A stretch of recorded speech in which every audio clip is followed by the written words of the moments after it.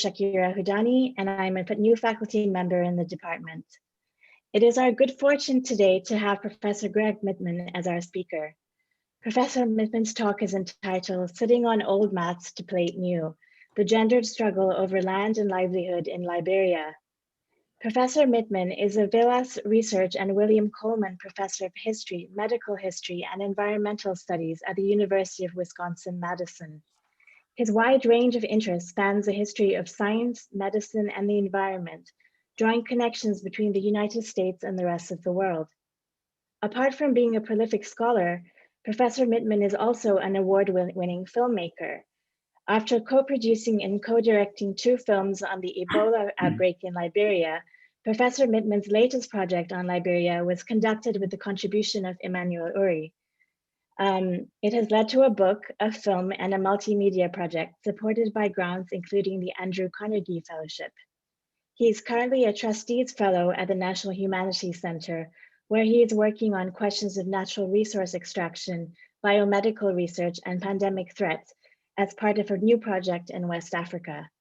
Professor Mitman's latest book is called Empire of Rubber, Firestone Scramble for Land and Power in Liberia, and it will be published by the New Press in the fall of 2021, so please look out for that. Please join me in welcoming Professor Mitman. Thank you. Thanks and so if you much. could all please mute yourself before we start. Go ahead. Thanks so much, Shakira, for that kind introduction, and also thanks to Lydia for the invitation. It's a pleasure to be able to speak with you today. Is my sound okay? Can you just, yeah, is it all right? Okay, great. It's a pleasure to see old friends, other people's scholarship who I know and well and appreciate. And I also want to just acknowledge and thank Emmanuel Yapawolo Uri, who's collaborated on parts of this piece and whose field work on the Simdarbi plantation that I'm going to be talking a bit about today informs this talk. Emmanuel was also the protagonist in a documentary film we made on history, memory, and land rights that Shakira mentioned, The Land Beneath Our Feet. And it was really traveling with him throughout Liberia for over the course of 4 years in the making of that film that I really came to appreciate the importance of land and land struggles in Liberia. And that's really what this talk will be about today. So to begin, and I'm gonna share my screen here.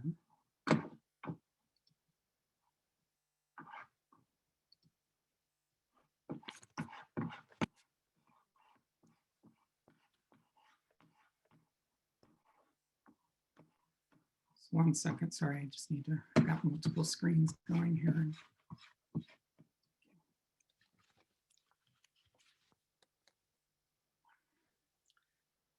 We are sitting here naked.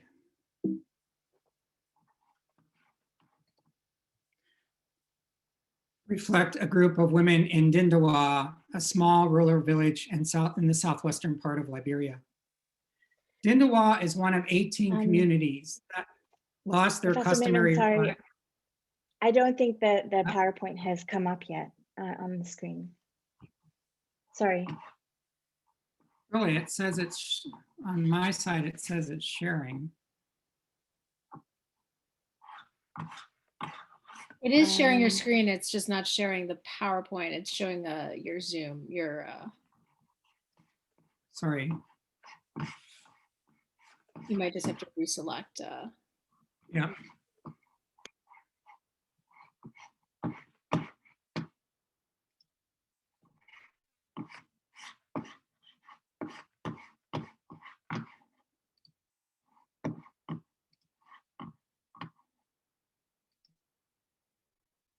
Now? Yes, okay. It's perfect now. Thank you.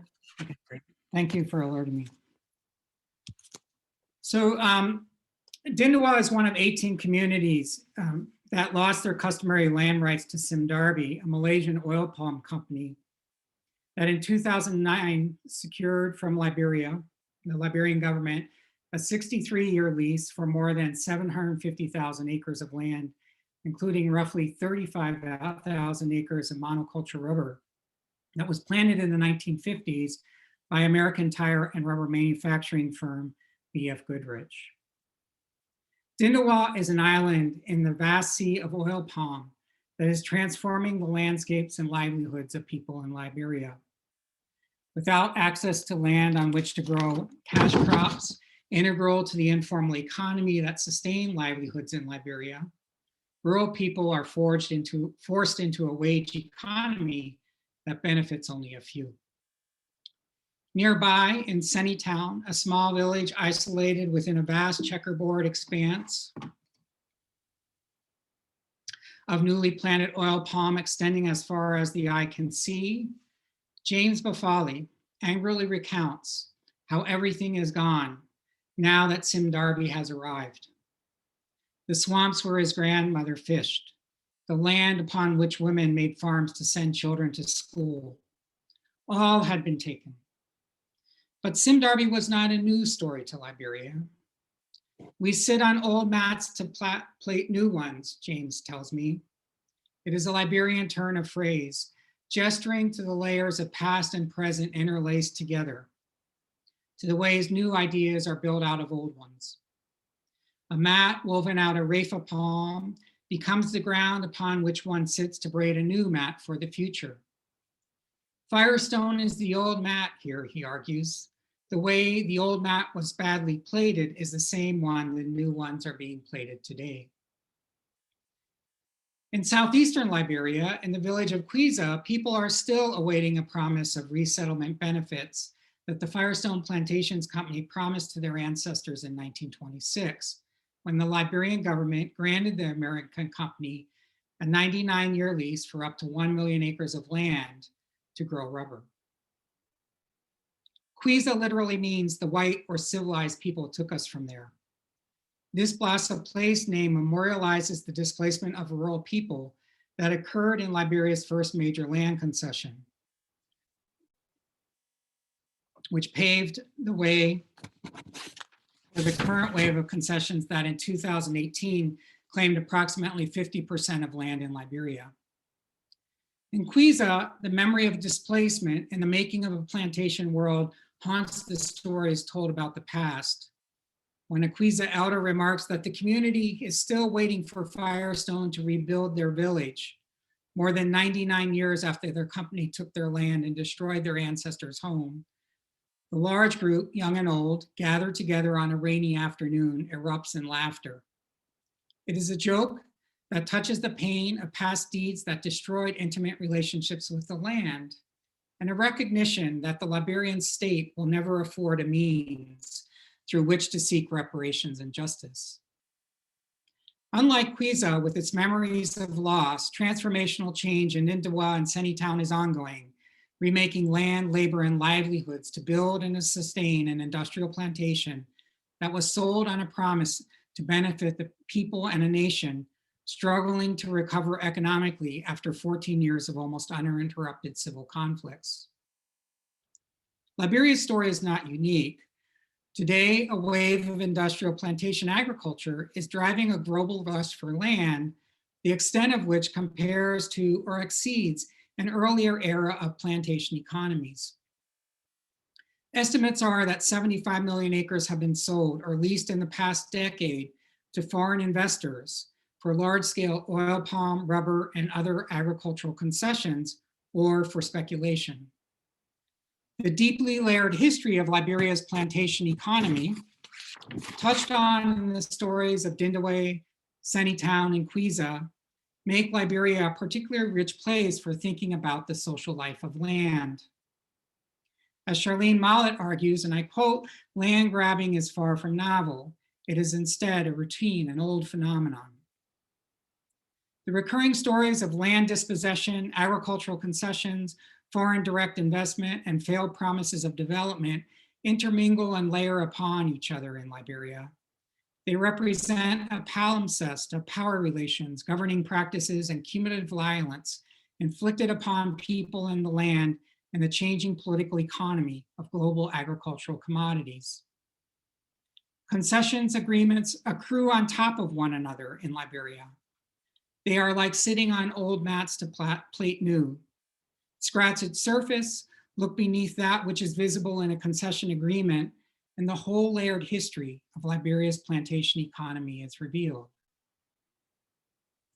One cannot, we argue in this talk, comprehend the history of Liberia without an understanding of how land and the continuities and ruptures in human-land relationships have shaped the lives and livelihoods of indigenous inhabitants and settlers alike.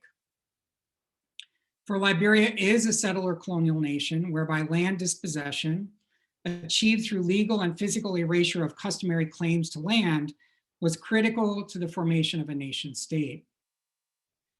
The paired narratives of civilization and savagery, critical to the ideologies of settler colonialism and its quest for territory, were certainly integral to the logics and discourse that shaped the pacification of Liberia's hinterland and alienation of land by the Liberian government and its ruling elite in the early 20th century, paving the way for multinational concessions. But the need for territory was itself a condition of survival imposed upon Liberia by Western imperial nations that threatened its borders and economic independence. Capitalism requires inequality, racism enshrines it, writes the geographer Ruth Wilson Gilmore. In a world where racial capitalism structured the flow of global finance, land and labor became the resources upon which a struggling Black republic, saddled with foreign debt, sought to maintain its sovereignty as European nations in a scramble for Africa carved up the continent. Settler colonialism and racial capitalism worked hand in hand in Liberia to shape how land, in the words of Donald Moore, came to be, quote, inhabited, labored on, idiomatically expressed, and suffered for. Throughout Liberia's history, land concessions have favored settler and indigenous elites. Such concessions have reinforced autocratic and patriarchal structures of power that have most affected the livelihoods and rights of indigenous women, who for generations have been cultivators and stewards of the land. A 14-year civil war, ignited in part by settler indigenous conflicts over huge wealth inequalities, spawned by the country's patchwork of land concessions, turned Liberia's society upside down. The war's aftermath left a chaos of land claims in its wake. And from this, a new opening has appeared. Rural women, empowered by helping to bring about peace, and emboldened by Liberia's election of Africa's first female president, have become a powerful force in the passage of legislation that for the first time since the founding of Liberia as a sovereign nation in 1847, grants legal recognition to customary land and equal rights of women to own land. In Liberia, land is a repository of memory. In it dwell layered stories of concession agreements and debt servitude, of commodity crops and widespread displacement, of labor recruitment and changing livelihoods. In Liberia, land is also life. It is an active site of contestation, where new relationships and alternative futures are being forged out of the ashes of war. And now I'm gonna just go back in time in the talk. The name Harbel is a contraction of the first name of Harvey Firestone Sr. And Harvey is on the right here next to, on my right, next to Thomas Edison. That's Henry Ford and Herbert Hoover, who had just been elected president. This is taken in 1929. So Harbel is the first, as a contraction of the first names of Harvey Firestone and his wife, Ida Bell. It is a name the rubber baron used for all of his prized possessions. His 100-acre Akron estate with its 118-room mansion, his 15-bedroom winter getaway on Miami Beach's Millionaires Row, his prized Kentucky thoroughbred, which he gifted to President Warren Harding, and ground central of his rubber plantation in Liberia. And this is the Firestone plant built in 1941 on the Farmington River, about 40 miles west of Monrovia. I'm sorry, east of Monrovia. Situated 40 miles of the capital city of Monrovia in an area encircled by the Dew, Junk, and Farmington rivers, Harbor was once an enclave of transplanted white managers overseeing a sprawling industrial plantation that now extends over roughly 200 square miles. It was also home to the Bassa people, whose customary lands were claimed as public land by the Liberian government and ceded to a foreign company in the hopes of securing desperately needed capital for a struggling Black republic. And this image is of a Bassa cultural performance performed near where the Firestone Staff Club is today in 1926. And the people in Quiza claim that this is exactly where they were dislocated from when Firestone took over their Bassa land. Layers of land ruptures and dispossessions in Liberia's history run deep. The Firestone concession was in fact plated on an old map, the 1,300-acre Mount Barkley plantation, owned by the Liberia Rubber Corporation, a British syndicate. Between the years 1908 and 1911, at the very moment plantation rubber was displacing wild rubber in the global marketplace, the Liberian Rubber Corporation, led by the British naturalist and explorer, Sir Harry Johnston, imported more than 200,000 seedlings of the species Hevea brasiliensis to Liberia from Ceylon by way of England. Unknown to Africa, native to Brazil, and domesticated in the Malay archipelago, Hevea brasiliensis took well to the laterite soils and the heat and humidity of the Liberian climate. Falling rubber prices, export taxes, but mostly mismanagement had led to the British plantation's demise. In 1924, the Firestone Tire and Rubber Company secured the rights to the Mount Barkley plantation and took over its operation before a lease for an additional 1 million acres of land was granted. W.E.B. Du Bois, who had visited Mount Barkley on his first trip to Africa, initially threw his weight behind the Firestone agreements. Liberia must have capital for her development, Du Bois urged Liberian President Charles Dunbar Burgess King. Faced with the choice among England, France, and America, Liberia would be wise, Du Bois advised King, to choose white American investment, which he believed posed the least threat to the country's sovereignty and self-determination. In 1924, Du Bois had cautiously held hope that white American capital, working in partnership with, quote, Black educated men, both African and American, might create an industrial plantation of, quote, mutual dependence and prosperity like none yet seen. Almost a decade later, when Du Bois became one of Firestone's most vocal critics, he looked back with regret on his advice, and I quote, "I had not then lost faith in the capitalistic system," he admitted. In a 1933 piece in Foreign Affairs, where Du Bois expressed his change of heart, the skilled economic historian brought historical and economic analysis to bear in mustering a brilliant defense of Liberia and its sovereignty at a time when Firestone eagerly sought to turn it into an American protectorate.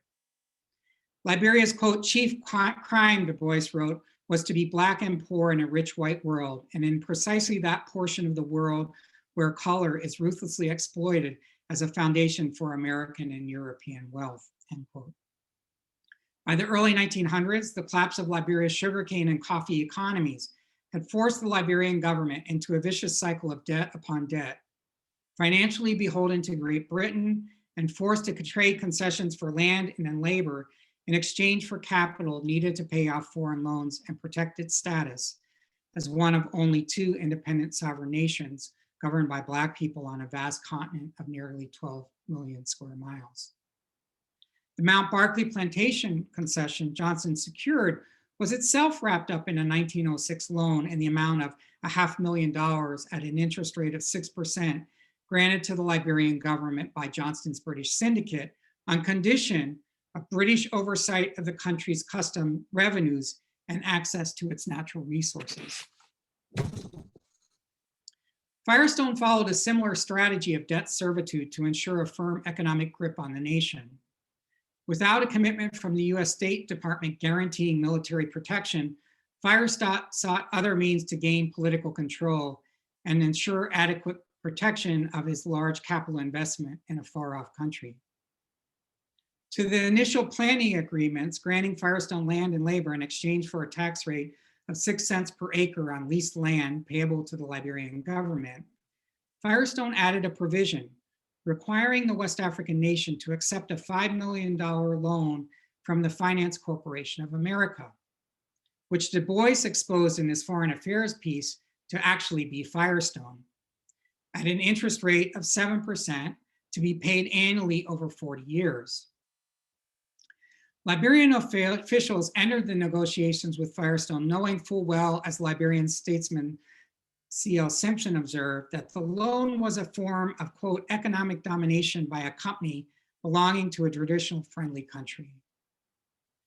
But there were, quote, selfish reasons for accepting the loan, noted Planiano Bay Wolo, the son of a Kru paramount chief, who while studying at Harvard became a strong voice in America for the rights of Liberia's indigenous peoples. American investment would help stave off the very real threat to Liberia from encroaching European countries, notably France and Great Britain. And you can see here the kind of real predicament Liberia was in terms of it being the only independent state surrounded by European powers who kept whittling away at Liberia's boundaries. But whose land was it to lease and whose labor was it to trade? That was a question in negotiating the Firestone agreements that went to the heart of the founding of the West African Republic. Known as the grain or pepper coast among British, Dutch, French, American, and Portuguese traders, the stretch of coastline that became Liberia was dotted with provisioning grounds and ports of call for ships trafficking in goods and enslaved peoples in the latter years of the Atlantic slave trade. Many of the people these traders encountered, Bassa, Dai, Gola, Dan, Pele, Kru, Mano, and Vai, among others, had migrated to the area hundreds of years before along trade routes, crossing savanna and rainforests, moving salt, cola nuts, and other goods between the African interior and the sea. Then in 1820, a frigate, the Elizabeth, accompanied by a US Navy sloop, the USS Cyan, arrived on the West African coast of Africa with 86 free Black people from America destined for a new home. And in the interest of time, I'm not going into the history of the American colonization and opposition by free African Americans to US colonization.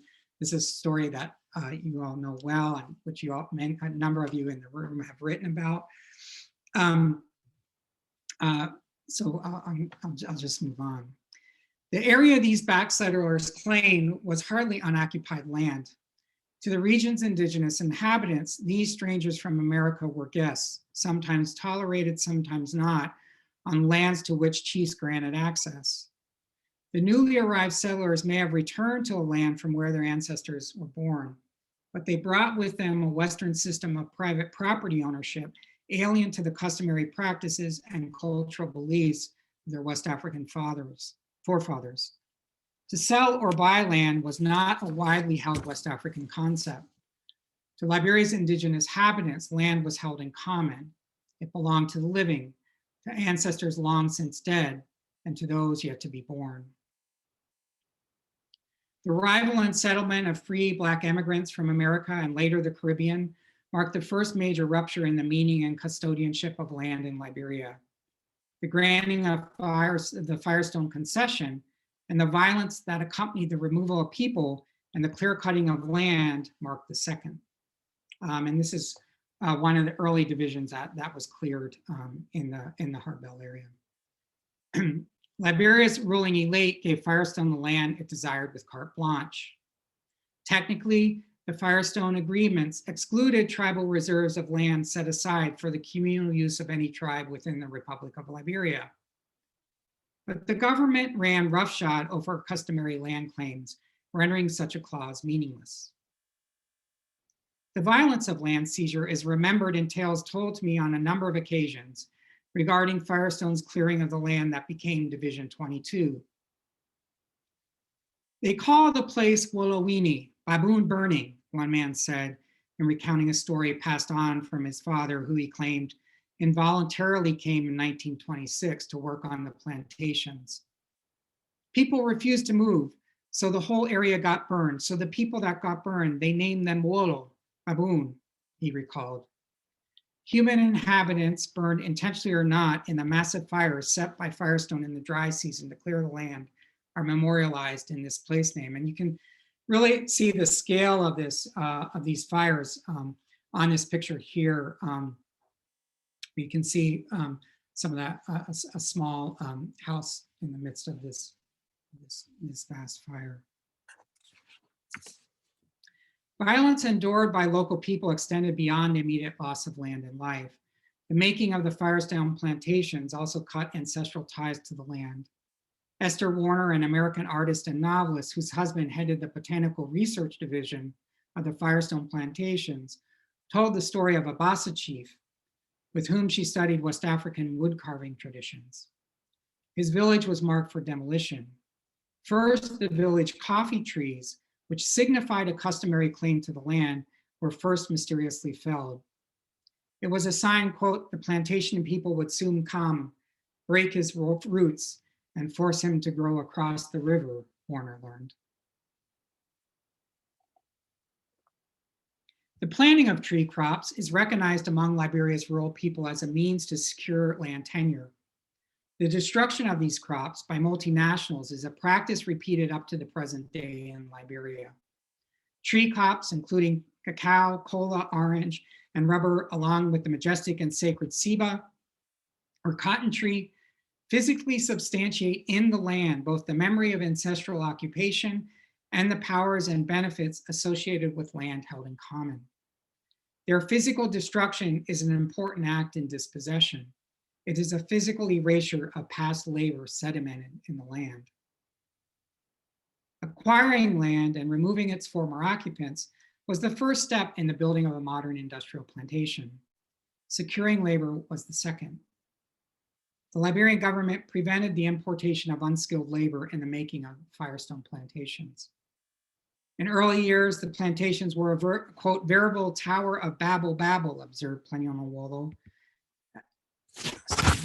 as more than 15,000 men recruited largely from the Central and West African districts of Liberia gathered together, speaking many different languages and dialects. They came for different reasons. Some saw plantation work as an escape from forced labor, as the Liberian government conscripted young men to build roads by hand without pay, or contracted them out to the Spanish government to work the cacao plantations of Fernando Po, a small island off the west coast of Africa in the Gulf of Guinea. Wages earned at Firestone, which up until 1950 amounted to 18 cents per day for a tapper, allowed young men to help their villages pay hut taxes, enacted in 1910 by the Liberian legislature as a means to bind the hinterland to Monrovia and generate needed revenue. But some retired Firestone workers say their parents recruited to the plantations by force.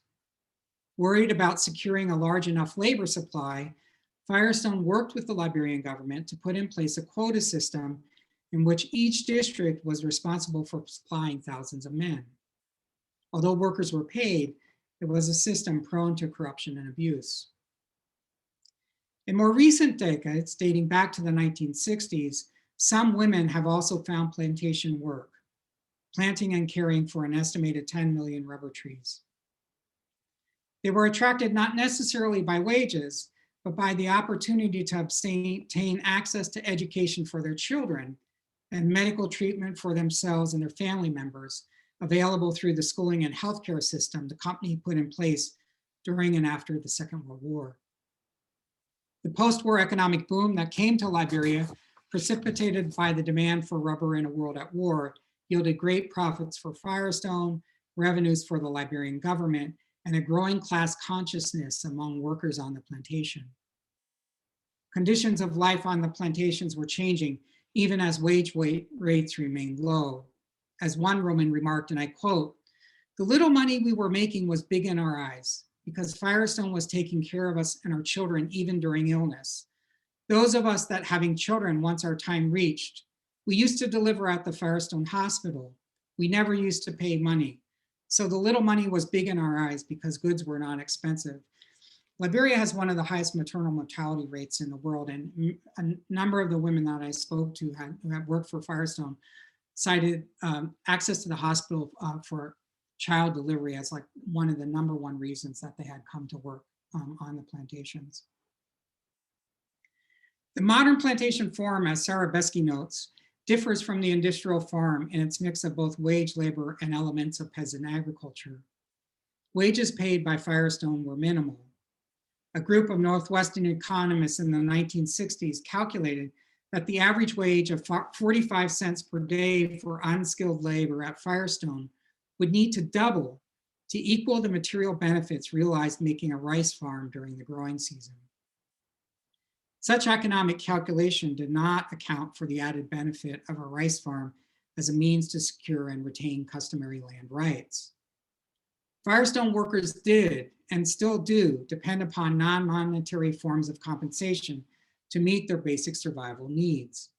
Free housing, medical care, and education, along with monthly rations of rice and palm oil, paid for at a subsidized rate, but deducted from wages, were furnished by Firestone. The compensation structured a set of moral obligations and relations among the company laborers and the land and its crop. But workers were denied access to resources the land could provide. Firestone prevented workers from growing rice and cassava on concession land. Consequently, workers came and went on the plantations, moving in and out of a wage economy and a subsistence agricultural existence that shapes rural life in Liberia.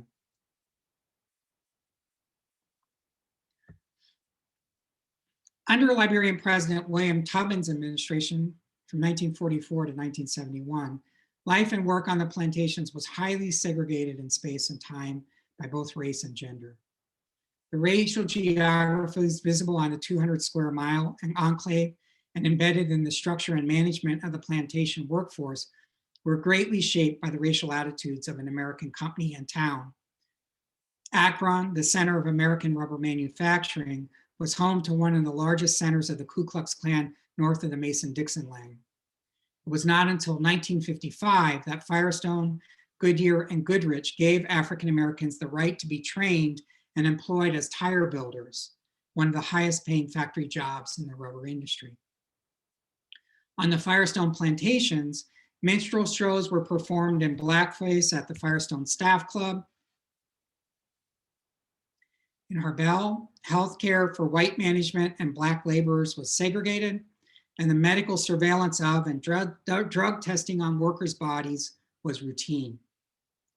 Such conditions reinforced the impressions of African-American diplomat Edward Dudley in 1951 that, quote, Firestone was transferring US Jim Crow policies to Liberia.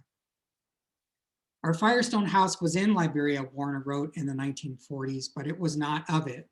It was an island of a transplanted America.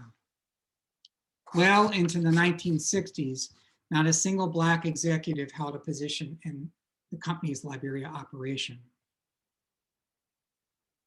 But when it came to working the land, Firestone relied upon indigenous knowledge and gender divisions of labor embodied in Sawidan agricultural practices throughout Liberia. Among the Plait people, the ethnic group employed in the largest numbers on the plantations, Liberia's dry and wet seasons define the rhythm of life in making farms and livelihoods in the country's interior. During the dry season from mid-December to mid-April, men clear the forest, fell the trees, burn the farm, and clear debris. These were the months when worker shortages were greatest on the plantations. The need for male labor making farms far outweighed whatever monetary benefits accrued tapping rubber. With the land cleared, women plant upland rice, usually from May to June, the beginning of the rainy season.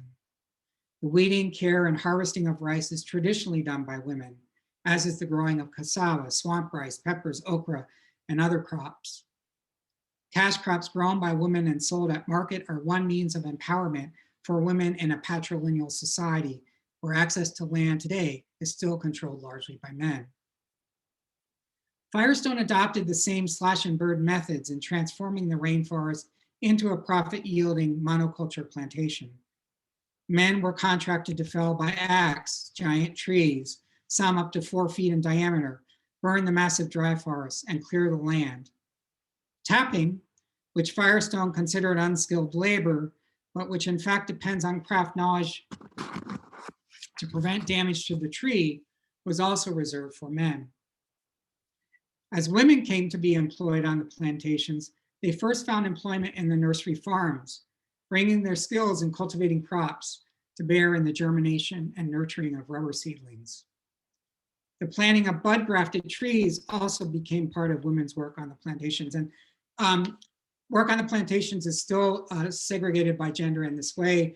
This is a photograph I took in 2012 of women making bud grafts, and that's reserved for women on work. The rainy season was planting time on the plantations as it was upcountry.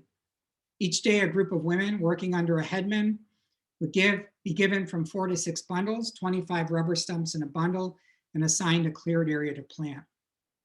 It was laborious and careful work, supervised by male white managers who would suspend or fire someone if their rows were not straight or the tree was planted too loosely. Bonds were forged among women work crews, reflective of coup or communal farming practices back home, and they worked under group contracts for Firestone. Fast planters came to the aid of slower ones. If you are strong, one retired worker recalled, you will leave your friends behind and finish soon. If you are slow, your friends will help you to plant your remaining stunts before you can go home. Mutual aid among women laborers ensured that the contract was met and helped to nurture tree crops. Other women expressed pride in the nurturing and care of seedlings now matured into productive trees, much like they would speak of the crash crops they grew on their individual farms back home. Most of the rubber trees you see, my hand is work is on many, one woman proudly exclaimed to me. Stop work actions on the plantations in the Tubman years increased solidarity among Firestone laborers as the inequalities between the haves and have-nots escalated. Firestone had cultivated a symbiotic relationship with Liberian elites in its promotion of independent rubber farms, distributing free rubber seedlings and purchasing rubber from these estates. This is a 1961 photograph of William Tubman in New York with 3 of the Firestone brothers in front. Harvey Jr. is to his right, and then it's Roger and Raymond Firestone, who would become executive of the company after Harvey Firestone Jr. But such a policy heightened land alienation and suppressed workers' wages. The executive branch of the Liberian government had the power of enclosure. Customary land was converted into private property with legal title and granted to Liberian elites by President Tubman in exchange for political patronage. Land solidified as patrimonial rule. Ownership of independent rubber farms that encircled the Firestone plantations mapped closely onto family names who commanded power within the Liberian government. Of the 78 plantation owners who made up the Rubber Planters Association of Liberia in 1967, Tubman operated the largest independent rubber farm in the country. To ensure that rubber worker wage rates remained low and to maximize profits on his farm and those of his political patrons, Tubman had little qualms using the Liberian military and police to violently squelch strikes on the Firestone plantations.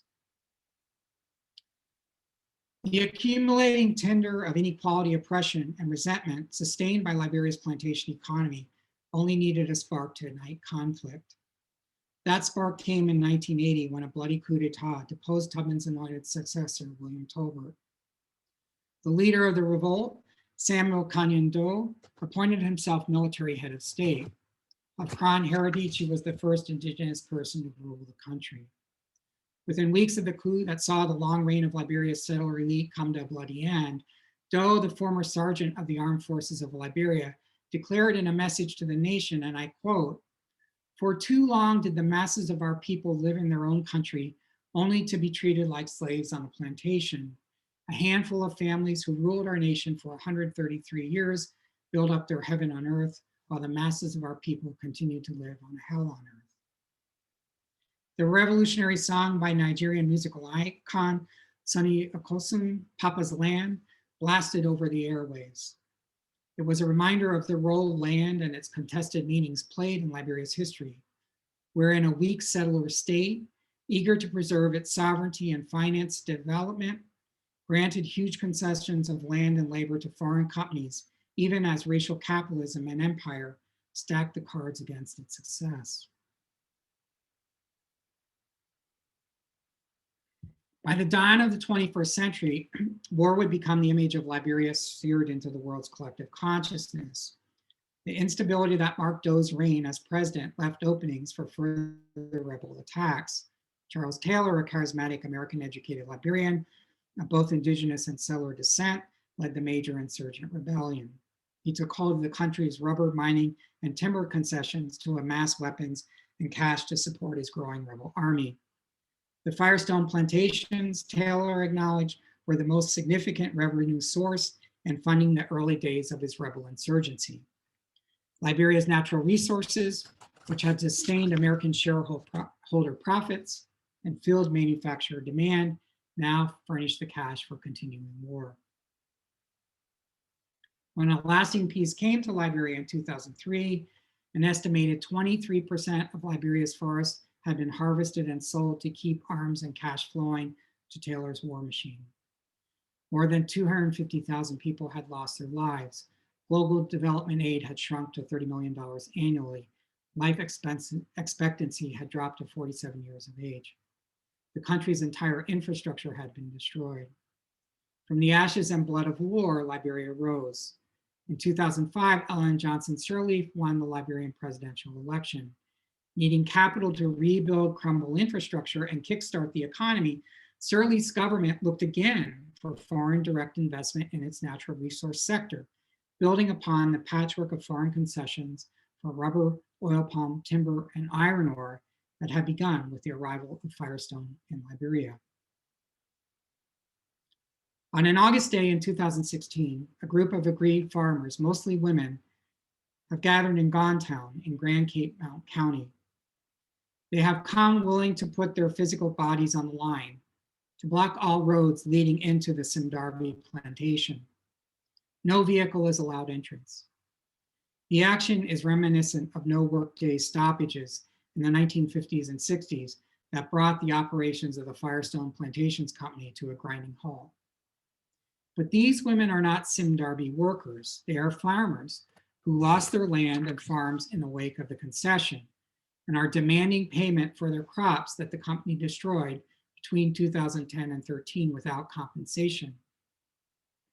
And I quote, "Sim damage needs to pay for our crops." The inscription on a poster held by two women reads, "We are suffering," declares another.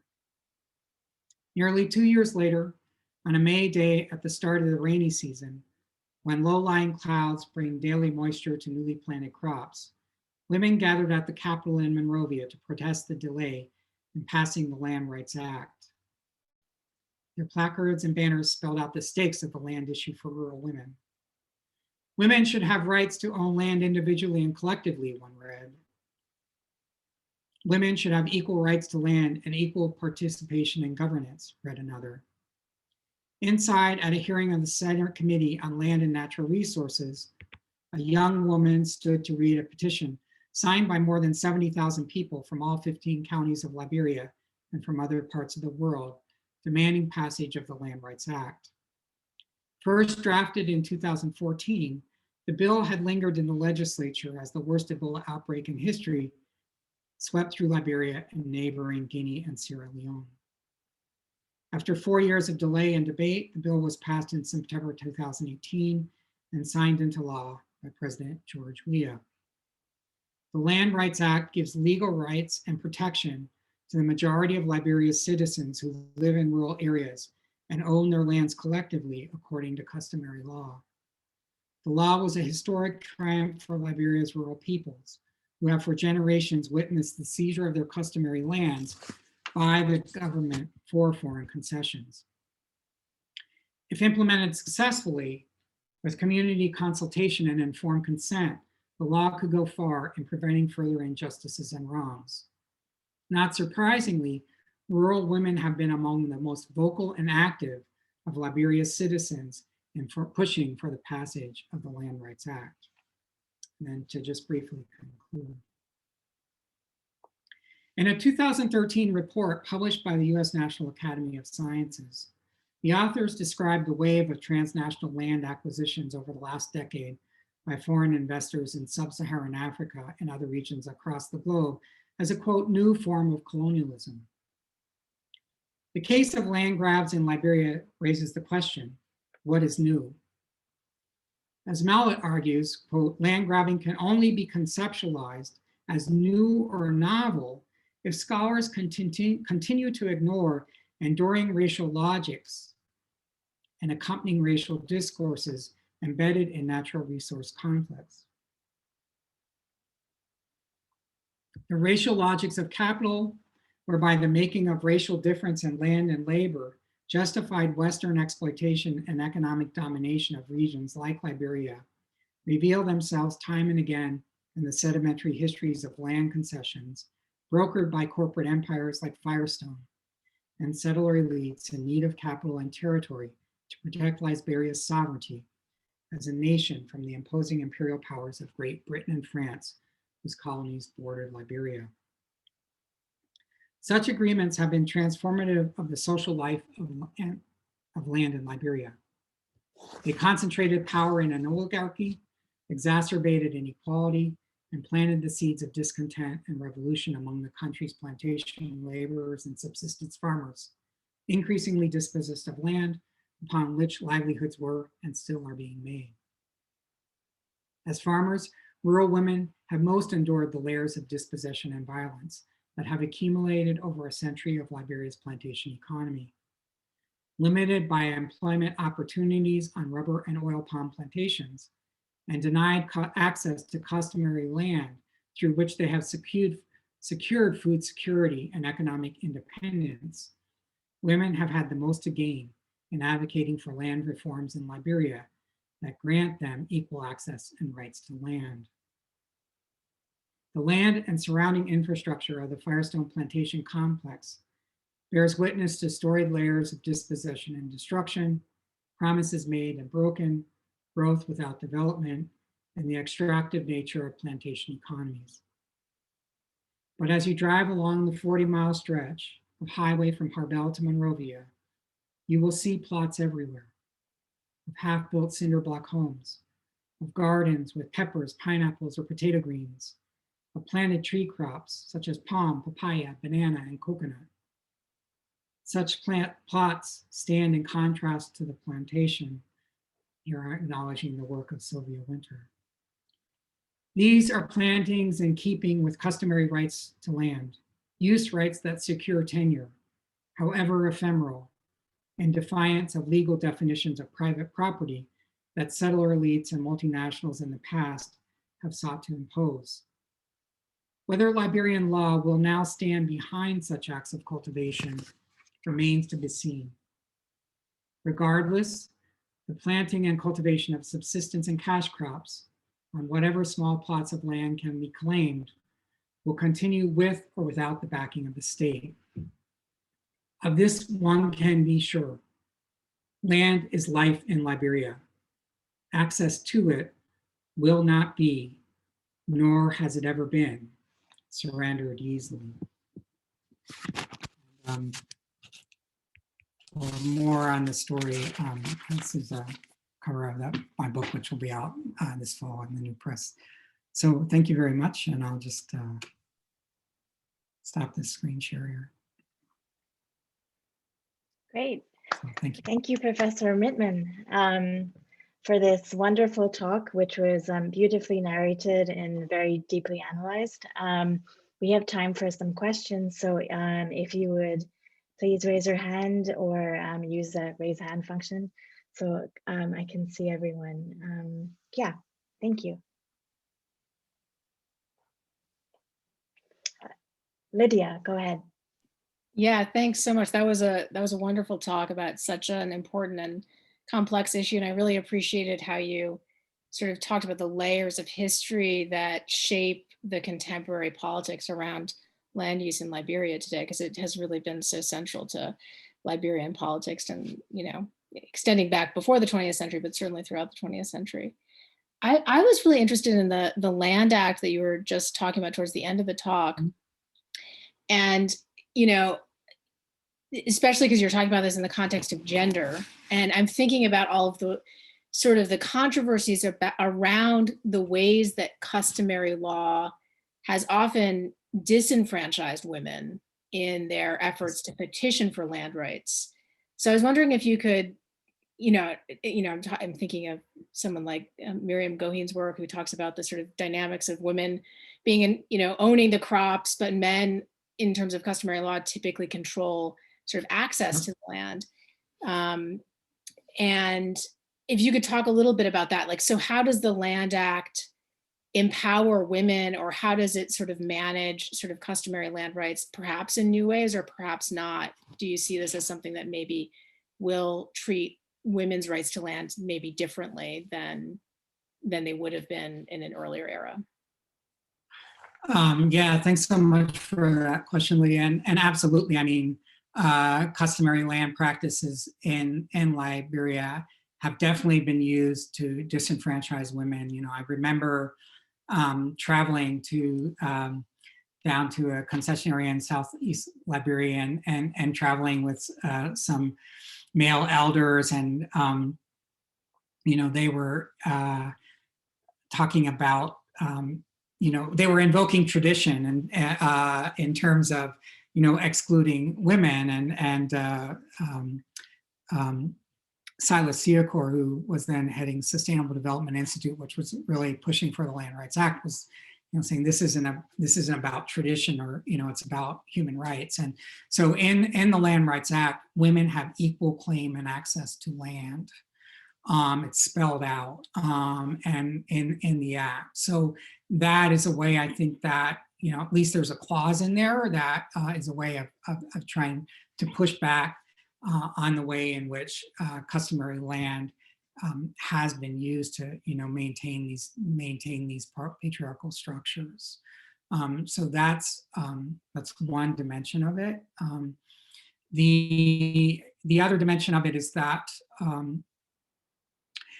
what constitutes a community, of course, is a big question. And the way in which the act is written is you have to be able to show by oral testimony that that land has been occupied for 50 years by a group of people. And it's basically self-identification within that community of who constitutes that, which again can open up for issues in terms of who gets included or excluded in that community. So that's another place where it can come in. But again, the stipulation that women have equal rights to that also makes them a part of those communities. Thanks. That's really interesting. I'm interested in this idea that rights become the discourse through which to sort of manage these claims. Yeah. Thanks a lot. Yeah. Sure. There's a question from Lisa. Okay, thanks. Thank you for that fascinating talk, and I can't wait to look at the book. One of the things that I think is so interesting about your talk and this topic is the way that it enables us to look at a long a century or more of time at different scales. So you're talking about international politics and financial pressures coming from outside of Liberia and coming to bear on Liberian elites. And you're also talking about the relationship between elites and local people. And then you're looking, literally on the ground at people's farming practices. And so it moves from giant scales down and then back again. And it is also looking at time in a really interesting way. And I'm fascinated both by your mention just now that in the new Land Rights Act, people have to show use of the land for 50 years. And also the 99-year Firestone lease. It's these units of time, the way people invoke them and make claims on the basis of them, that I think are rich and interesting. But all of this is preface to what I think is probably an easy question for you to answer. But could you please tell us what is going to happen when Firestone's 99-year lease runs out in 2025, right? And so what is the status of that? So the lease was renegotiated when Tolbert came into power and was, a little more sympathetic to socialist regimes and really pushed hard on Firestone in a way that Tubman never did. The lease was renegotiated in '75, and then when Sirleaf came in, it was renegotiated again. Firestone is really a small player now. They only play like 4,000. The big players are the oil palm concessions, and those are, again, really large, 63-year leases, Sim Darby for 3/4 of, million acres of land, number of big oil palm concessions in southeastern Liberia as well. So those are the ones that are really gobbling up. It's the oil palm sector that's really gobbling up new land and really, mortgaging Liberia's children's future, in that context. So, but it was interesting whenever, one of the things that part of the field work that we did was I would go around, I had all this footage and photographs from a 1926 Harvard expedition that was there on behalf of Liberia. It's the earliest motion picture footage of Liberia's past to survive, and about 700 photographs. They're all available. I worked with the National Archives in Liberia. We made them all accessible on Liberian at a website, liberianhistory.org. So you can access them there. But I would go around to kind of retracing the expedition, which was also the corridor, became the rubber corridor of Liberia, and show these photos to elders. Originally when I started this project, I thought it was going to be a project, because I'm a historian of medicine partly by training, and I thought it was going to be a project about biomedical extraction, and that what they continually kept coming back to was this story about, Firestone platted the mat for this concession economy we live in, and it was the stories that they kept telling me again and again were about land, not about disease or illness, or because a lot of the images were of that, and so it's that's, I think, the central importance of Firestone is the way that it really just sedimented this kind of foreign direct investment plantation economy that and many a number of Liberian senators I've talked to, I've agreed that they really need to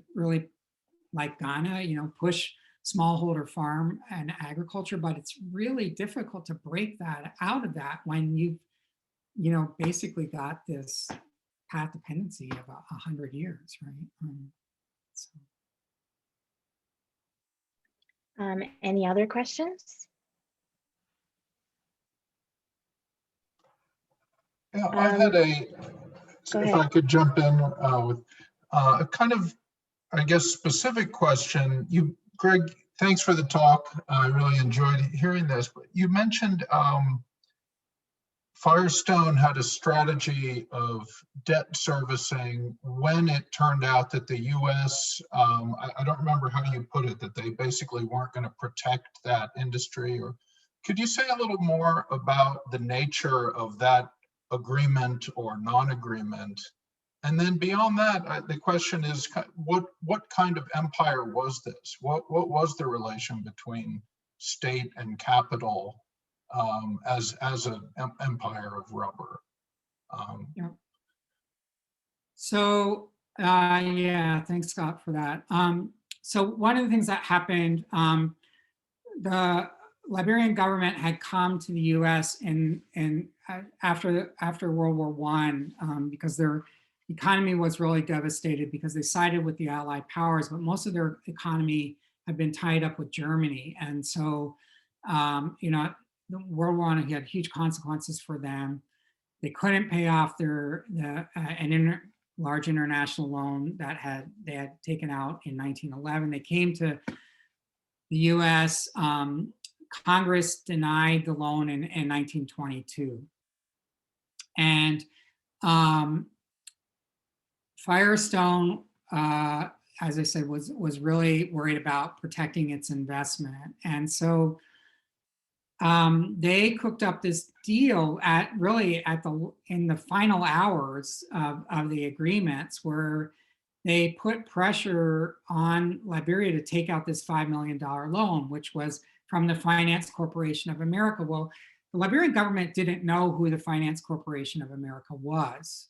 And they were adamant that any loan that they took out had to come not from a concessionaire, but either from the American government or some independent banking agency. It turned out that the Finance Corporation of America was Firestone Corporation. That was later disclosed in the early 30s when there was a League of Nations investigation into alleged forced labor and slavery in Liberia, which was also, as Embriana Sundiata has written about really eloquently, which was also really instituted. I mean, Firestone really pushed to get that investigation because it served their interests. So that, in terms of the relationship between the government and Firestone in 32, when Hoover was still president and Firestone had really bankrolled Hoover to get into office, pressure really wanted Hoover to send an American gunboat to topple the Barclay administration. And we have evidence of it, an effort by Firestone to try and create a coup in Liberia. That didn't succeed.